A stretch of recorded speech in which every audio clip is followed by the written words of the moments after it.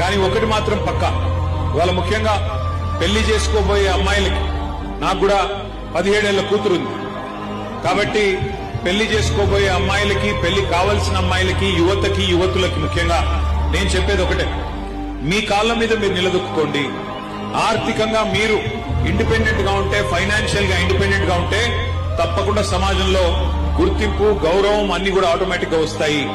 ఎంతసేపు మనం ఇంకెవరి మీద డిపెండెంట్ ఉండే పరిస్థితి ఉంటే, వేరే వాళ్ళ మీద ఆధారపడే పరిస్థితి ఉంటే, మరి దానివల్ల వచ్చే ఇబ్బందులు మీరు అడగొచ్చు, మీ ఇంట్లో అమ్మని అడగొచ్చు, లేదా పెద్దవాళ్ళని అడగొచ్చు, చెప్తారు.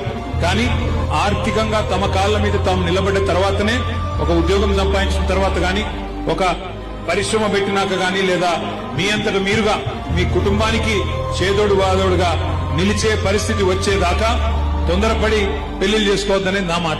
ఎందుకంటే నా సూచన కూడా, ఎందుకంటే వాస్తవానికి ఎన్ని చెప్పినా తొందరపడి పెళ్లిళ్ళు చేస్తా ఉంటారు మన దేశంలో. కానీ అమ్మాయి తన కాలం మీద తాను నిలబడితే, ఒక ఉద్యోగం సంపాదించడం కానీ, లేకపోతే ఇంకో రకంగా కానీ ఫైనాన్షియల్ ఇండిపెండెన్స్ వస్తే ఆ గౌరవం వేరు, ఆ స్వాతంత్ర్యం